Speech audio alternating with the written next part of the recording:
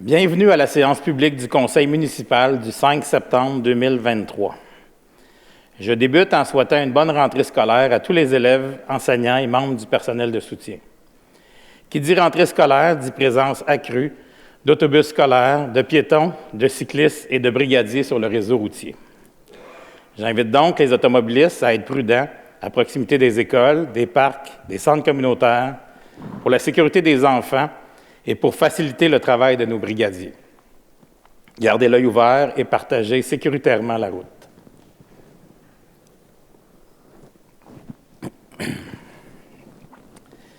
Je vous annonce maintenant qu'une grande consultation publique concernant la refonte du plan et des règlements d'urbanisme sera lancée prochainement sous le slogan « Un dynamisme à cultiver ensemble ».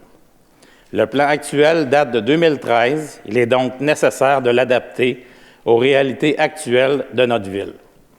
Et pour qu'il soit à l'image des citoyens de notre ville, une consultation est essentielle. Une soirée d'information à ce sujet aura lieu le 19 septembre prochain au Centre culturel Humania Assurance. Cette consultation sera également la première à se dérouler sur notre nouvelle plateforme de consultation citoyenne qui sera aussi lancée jeudi prochain. Elle sera nommée « Cultive », en référence à notre identité agroalimentaire. Cette plateforme conviviale permettra de sonder les citoyens sur divers sujets et enjeux entourant le fonctionnement et le développement de la ville, et en plus d'échanger des idées ou de débattre des sujets d'actualité. Toujours en lien avec la consultation citoyenne, tout à l'heure, nous avons inauguré le rond-point des Tulipes, que les personnes présentes dans la salle ce soir peuvent voir sous les écrans de chaque côté. À la manière d'une chaise de génération, le rond-point des Tulipes est un symbole qui représente la voix des futures générations. C'est une œuvre ludique et interactive où les citoyens peuvent inscrire sur une tulipe en papier leurs souhaits pour le futur de leur ville. Elle reprend aussi un symbole fort de l'histoire de l'urbanisme mascoutin, le rond-point qui se situe à l'intersection de la rue Sicotte et de l'avenue Sainte-Anne. Les citoyens avaient l'habitude de s'y rendre pour y cueillir des tulipes. Je félicite l'artiste Marie-Claude Pillon et remercie toutes celles et ceux qui ont participé à sa création. Je suis heureux d'annoncer que l'emblématique journée porte ouverte du service de sécurité incendie de la ville de Saint-Hyacinthe est de retour cette année en formule bonifiée. Pour le plus grand bonheur des petits et des grands, elle aura lieu le samedi 30 septembre prochain, de 10h à 16h à l'espace Saint-Hyacinthe sur le terrain de l'exposition agricole. Sous le thème « Rencontre ta ville », ce nouvel événement festif et familial est l'occasion idéale de découvrir le monde municipal sous tous ses angles. Cette année, c'est donc toute la ville de Saint-Hyacinthe qui vous ouvre ses portes, alors que plusieurs membres de l'équipe municipale seront présents pour rencontrer les citoyens et les citoyennes. En plus du service de la sécurité incendie, venez faire la rencontre des équipes des communications, de l'environnement et de l'urbanisme, du génie, de la gestion des eaux usées et de la biométhanisation, des loisirs, des ressources humaines et des travaux publics. Au programme Accès aux véhicules municipaux, simulation, démonstration, animation, présence de mascottes, maquillage et bien plus. La Sûreté du Québec, le service ambulancier et les Forces armées canadiennes seront également présents pour expliquer leur type d'intervention et ainsi démontrer l'entraide quotidienne entre les différents services d'urgence. Finalement, la cantine de la Maison des jeunes de Saint-Hyacinthe, le pavillon de l'Érable et M. Poff seront également de la partie. L'activité aura lieu beau temps, mauvais temps. Rendez-vous sur le site Internet de la Ville pour tous les détails. Je vous rappelle que cette année encore, les corporations de loisirs de quartier, les organismes spécialisés et la Ville de Saint-Hyacinthe vous proposent une centaine de cours et d'ateliers destinés aux enfants et aux adultes. La programmation détaillée se trouve dans le bulletin municipal Le Loisir, disponible sur le site Internet de la Ville et dans les édifices municipaux. Vous pouvez également communiquer directement avec les organismes qui vous intéressent. N'oubliez pas que la carte Accès Loisirs est obligatoire pour toute personne âgée de 1 an et plus. Maintenant, voici quelques dates à ajouter à votre agenda. La collecte des résidus domestiques dangereux aura lieu ce samedi 9 septembre de 8h30 à 16h30 devant le stade LP Gaucher. Ce service gratuit est organisé par la Régie intermunicipale d'Acton et des Mascoutins pour vous débarrasser en toute sécurité de produits à haut risque de toxicité pour l'environnement, comme des peintures, des batteries, des produits d'entretien, par exemple.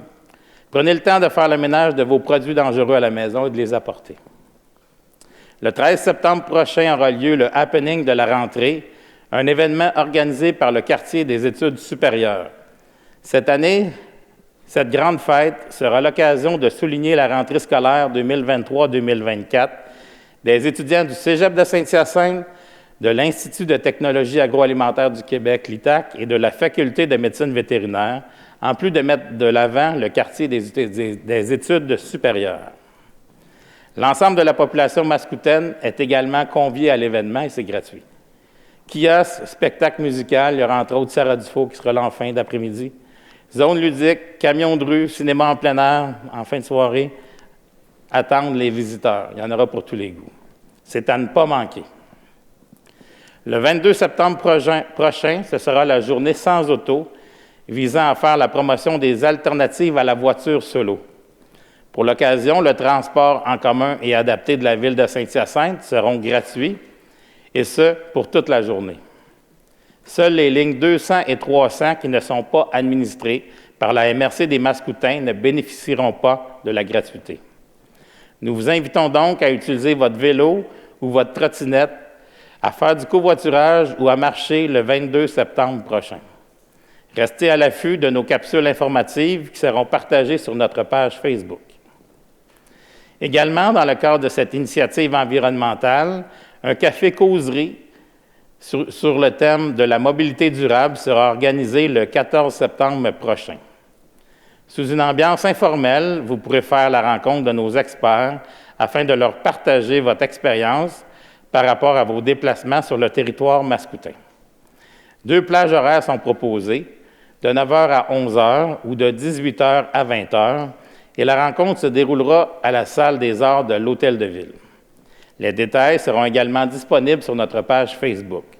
Nous espérons vous voir en grand nombre. Du 10 au 16 septembre prochain se déroulera la 35e édition de la Semaine de la municipalité. En tant qu'administration municipale, nous tenons à cette proximité entre vous et nous, afin que les services offerts et les projets réalisés correspondent le plus étroitement possible à vos besoins. Je tiens ainsi à remercier nos 450 employés et mes collègues du conseil municipal pour leur dévouement quotidien et vous, chers concitoyens et concitoyennes, qui nous faites part de vos aspirations et de vos rêves pour notre belle ville. D'ailleurs, avec l'arrivée du mois de septembre, nous disons au revoir à notre personnel étudiant et à nos travailleurs estivaux. Équipe de camp de jour, moniteurs de natation, sauveteurs, préposés à la réglementation, équipe d'horticulture, nous vous remercions d'avoir passé l'été avec nous et on souhaite vous revoir l'an prochain. J'aimerais prendre un moment pour souligner la 21e Journée mondiale de la prévention du suicide qui se déroulera le 10 septembre prochain. Le thème mondial cette année est « Ravive ta flamme ». Chaque jour, 3 Québécois s'enlèvent la vie. Nous pouvons agir en nous impliquant, mais aussi en étant attentifs aux autres et à nous-mêmes. Si vous avez besoin d'aide, l'organisme Contact le Richelieu-Yamaska offre un service ligne d'appel disponible 24 heures sur 24, 7 jours par semaine, ainsi qu'un service de rencontre individuelle et un service d'hébergement de courte durée. Si vous vivez de la détresse, de l'angoisse, des difficultés familiales ou que vous avez des idées suicidaires, appelez l'équipe d'intervention au 450-774-6952. 450-774-6952. Ce service est gratuit et confidentiel. Le mois de septembre est également le mois de la sensibilisation à l'arthrite. L'arthrite est une maladie sérieuse causant des douleurs qui affaiblissent et nuisent à la qualité de vie des personnes atteintes. C'est également un Canadien sur 5 qui est atteint de l'arthrite. Le Conseil et moi-même témoignons aujourd'hui notre support envers les personnes atteintes de l'arthrite et leurs proches.